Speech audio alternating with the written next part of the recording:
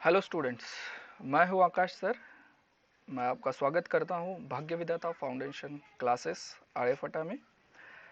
आप सभी को पता है कि आपके जो लेक्चर्स है, जो बाकी के सब्जेक्ट्स के जैसे कि केमिस्ट्री हो, फिजिक्स हो, मैथमेटिक्स हो, वो ऑलरेडी स्टार्ट हो चुके हैं। मैं आपको पढ़ाऊंगा बायोलॉजी क्लास 12th में। हम हर एक कंसेप्ट को बहुत ही बारीकाई से देखने वाले हैं, बहुत चीज़ें हम समझने वाले हैं। ओके, मैं आपके लिए जितना ईजीएस्ट वे में हो, जितना आपको समझे, उसी तरीके से आपके लिए वीडियो बनाने वाला हूँ। आज का जो हमारा ये लेक्चर है, फर्स्ट लेक्चर है, उसमें हम पढ़ने कुछ वाले नहीं है। इसमें हम सिर्फ देखने वाले हैं कि सिलेबस क्या आया है नया, क्या चेंजेस हुए हैं, हमें किस तरह से वो सब टैकल्स करने हैं, कैसे कंप्लीट करना है वो सिलेबस, वो हम देखने वाले हैं।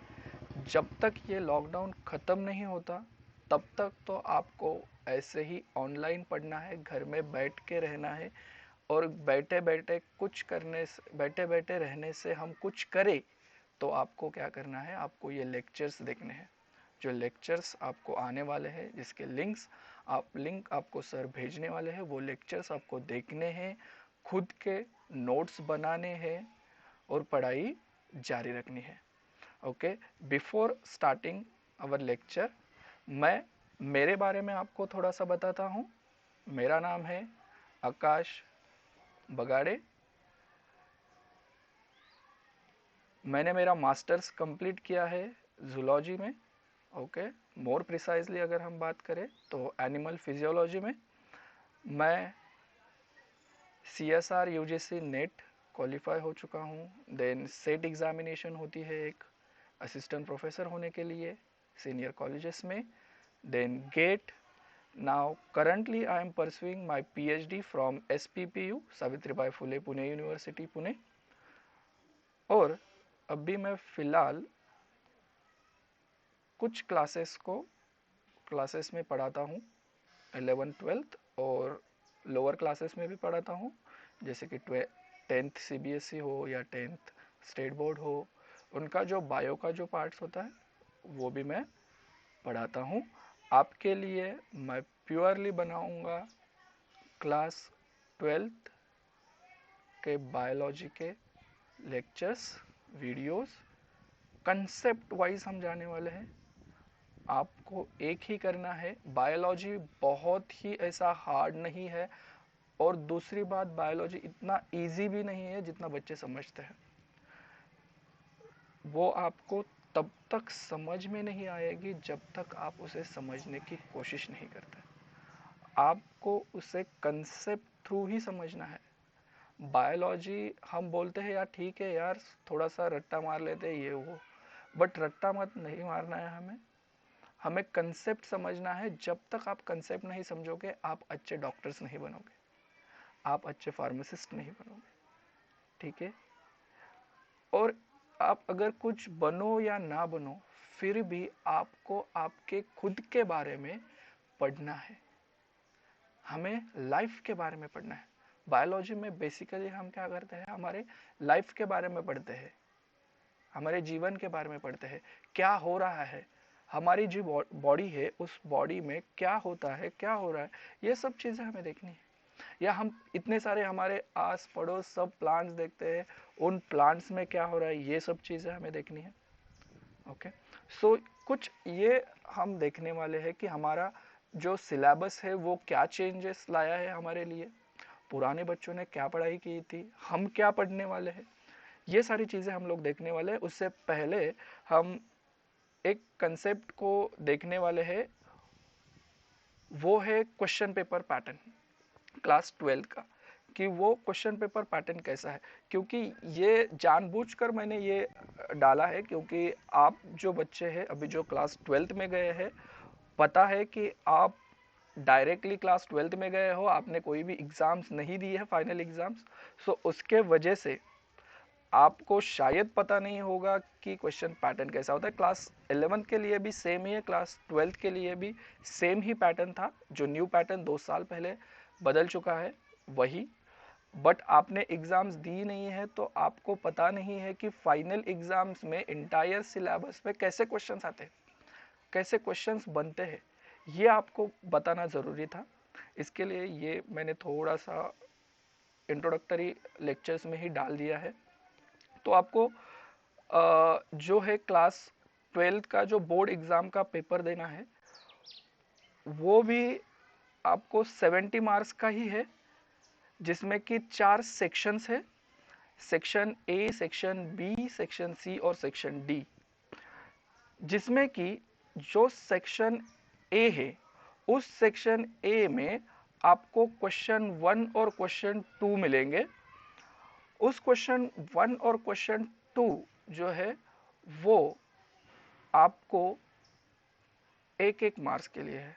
ओके, सो ईच क्वेश्चन, सब question carry a 1 mark.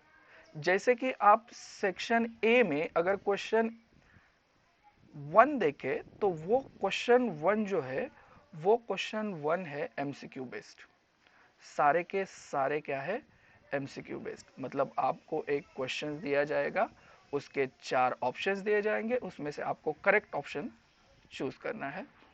Okay, तो ये ऐसा होता है बच्चों कि हम बोलते हैं कि हम जैसे तुक्का मार ले, ऐसा कुछ नहीं है, तुक्का नहीं मार सकते आप। ओके, आपने अगर उस चीज़ के बारे में पढ़ा है या आपको उस चीज़ के बारे में पता है तो ही आप करेक्ट आंसर डाल सकते हो। ओके, या टिक कर सकते हो। और जो क्वेश्चन 2 है वो क्वेश्चन 2 है, उस क्वेश्चन 2 में आपको 8 क्वेश्चन सॉल्व करने हैं। क्वेश्चन 2 में आपको 8 क्वेश्चन सॉल्व करने हैं, वो बहुत ही शॉर्ट में। ओके, उसे हम वेरी शॉर्ट आंसर्स बोलते हैं, या you can say in 1 line answers. Okay, वो देखना है। उसके लिए आपको 8 मार्क मिलेंगे, बट उसमें बहुत क्वेश्चंस होंगे, आपको ऑप्शनल्स रहेंगे। ये देखिए 1 से लेके, अगर आपने देख लिया तो 1 से लेके आपको 8 क्वेश्चन है। ओके, यहाँ पे ऑप्शंस नहीं है, सॉरी, 8 क्वेश्चन है, जिसके लिए आपको 8 मार्क्स मिलेंगे। 1 लाइन है, इजीली आप सॉल्व कर सकते हो, सिर्फ क्वेश्चंस आपको केयरफुली पढ़ने पड़ते हैं। ओके, फिर आपका होता है जो सेक्शन बी, उसमें जो है उसमें आपको अटेम्प्ट एनी 8 है। ओके, आपको 8 ही क्वेश्चन सॉल्व करने हैं, आपके पास ऑप्शंस होते हैं। ठीक है, जैसे कि देखिए क्वेश्चन नंबर 3, 4, 5, 6, 7, 8, 9, 10, 11, 12,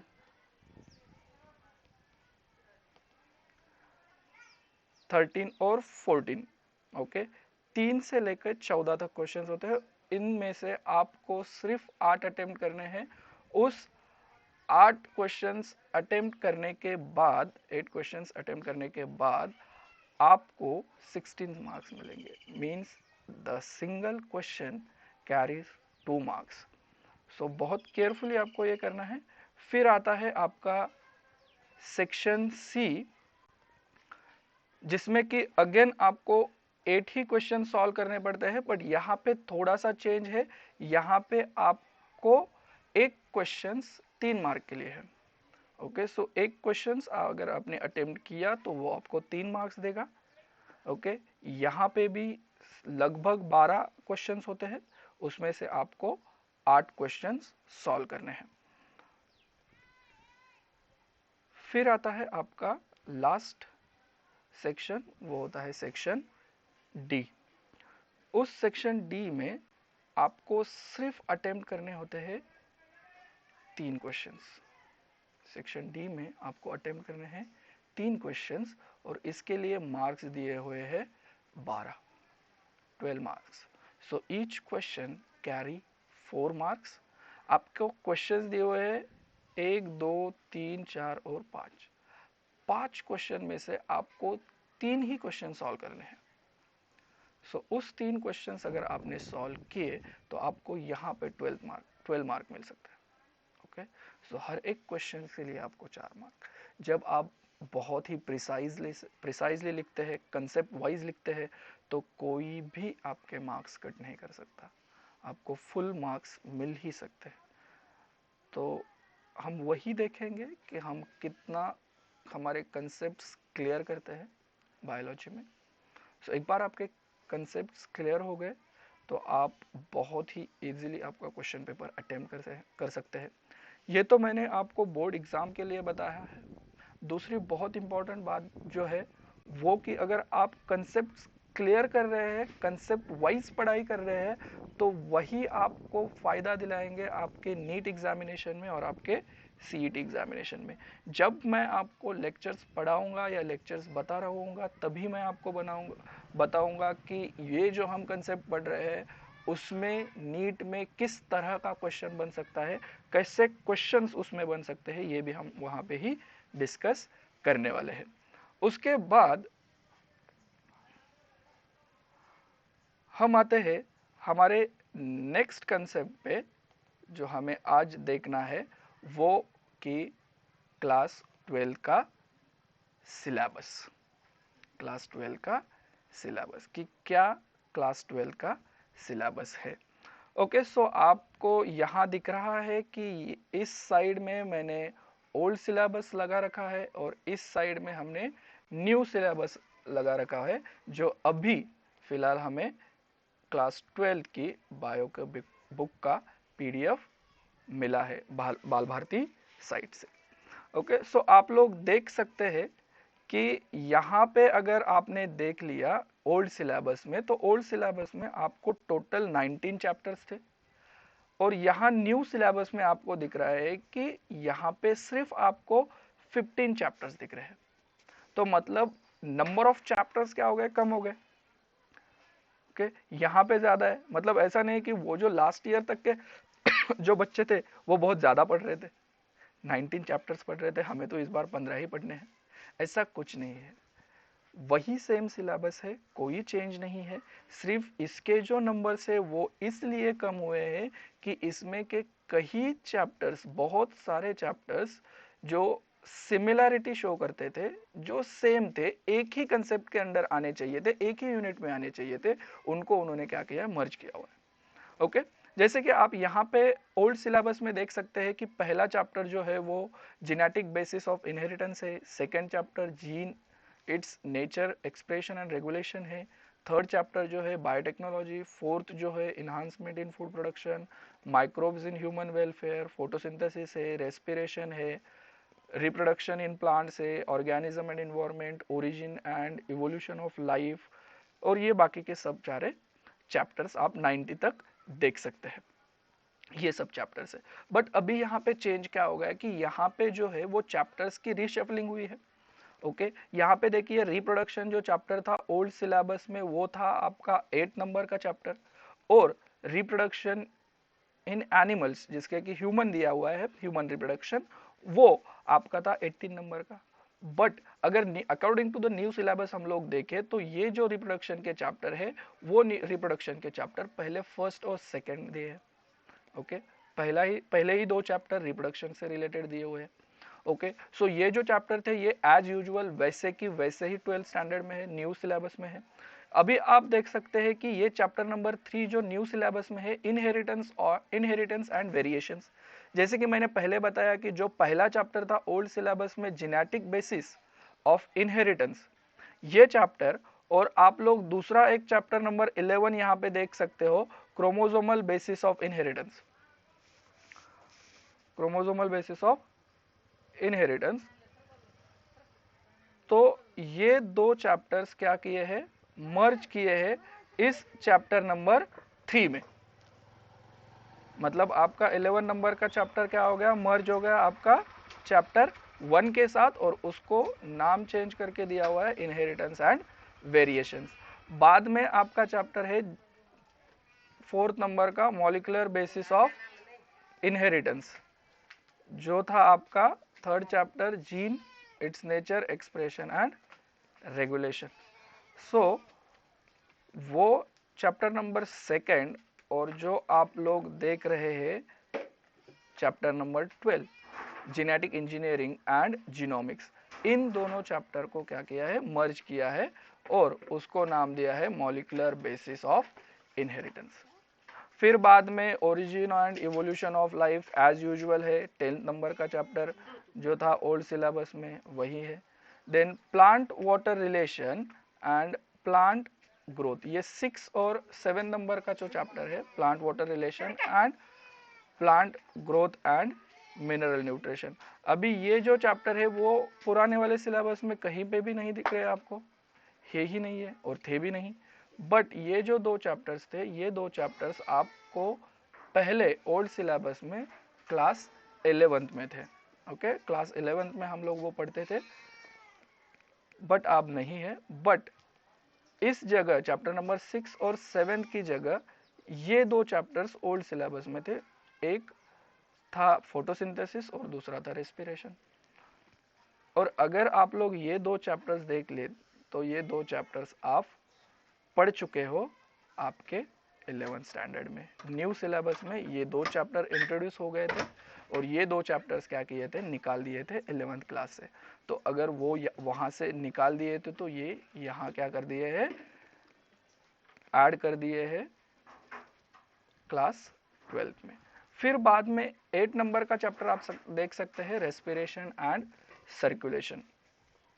ओके, ये जो रेस्पिरेशन जो चैप्टर्स है वो रेस्पिरेशन पुराने 11th के क्लास में था, रेस्पिरेशंस करके ही, और सर्कुलेशन 12th में ऑलरेडी था, चैप्टर नंबर 15। बट अब ये रेस्पिरेशन क्लास 11 का और क्लास 12 का सर्कुलेशन, इन 2 चैप्टर को इन्होंने क्या किया है, मर्ज किया है। इन दोनों चैप्टर को मर्ज किया है। ये आ गया आपके ह्यूमन फिजियोलॉजी से रिलेटेड। फिर control and coordination as usual chapter है। ह्यूमन हेल्थ जो है वो एज यूजुअल है। Enhancement of food production as usual है। इसी में इन्हांसमेंट ऑफ फूड प्रोडक्शन में आपका जो चैप्टर नंबर 14 है, एनिमल हस्बेंड्री, वो मर्ज किया हुआ है। देन ऑर्गेनिज्म एंड पॉपुलेशन जो है वो आपका ऑर्गेनिज्म 1 जो था उसको सिर्फ नाम चेंज किया है उन्होंने। फिर इकोसिस्टम एंड एनर्जी फ्लो, आपका जो ऑर्गेनिज्म एंड इन्वायरमेंट 2 था वो है। और ऑर्गेनिजम्स एंड इन्वायरमेंट 2, इसी चैप्टर्स में कुछ कंसेप्ट था, biodiversity, conservation and environmental issues. तो उस कंसेप्ट को क्या किया है, सेपरेट किया है। ठीक है, तो थैंक यू।